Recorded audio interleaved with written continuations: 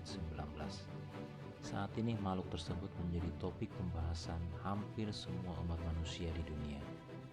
Karena saat ini roda kehidupan dunia hampir berhenti bergerak menghadapi makhluk berukuran 125 nanometer tersebut. Nama coronavirus berasal dari bahasa Latin corona yang berarti mahkota atau karangan bunga. Virus ini menyebabkan infeksi saluran pernafasan yang bisa berujung pada kematian. Asal muasal virus ini konon kabarnya berasal dari pasar hewan laut di Wuhan. Walaupun hal tersebut sampai sekarang masih menjadi perdebatan mengenai kebenarannya. Demikian gambaran mengenai virus tersebut yang kita semua berharap wabah virus ini akan segera berakhir. Nah, yang menjadi banyak pertanyaan di kalangan orang Kristen saat ini adalah apakah virus ini atau wabah ini merupakan murka dari Tuhan Allah terhadap umat manusia? Berikut jawaban singkat dari hambanya, Bapak Pendeta Esra Soru, mengenai pertanyaan ini.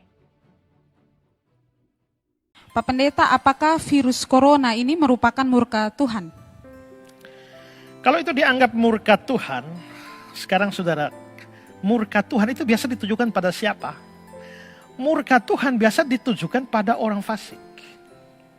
Tuhan menghukum orang fasik atau orang-orang jahat, orang-orang berdosa.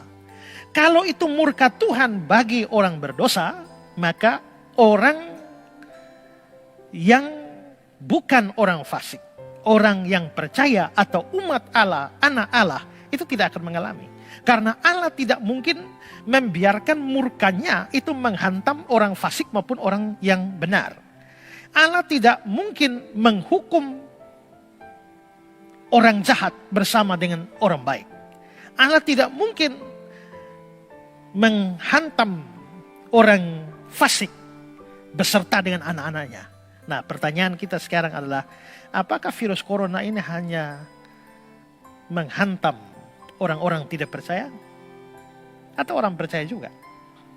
Ternyata orang percaya juga. Apakah ada anak-anak Tuhan juga yang terkena corona? Ada juga. Hamba Tuhan juga terkena corona, kena juga bahkan sampai mati. Kalau kita mau mengartikan bahwa corona ini adalah hukuman Tuhan atau murka Tuhan, maka kita harus menerima bahwa semua orang Kristen termasuk pendeta-pendeta yang sudah mati itu, semua itu adalah orang fasik yang sedang kena hukuman Tuhan. Dan menurut saya tidak.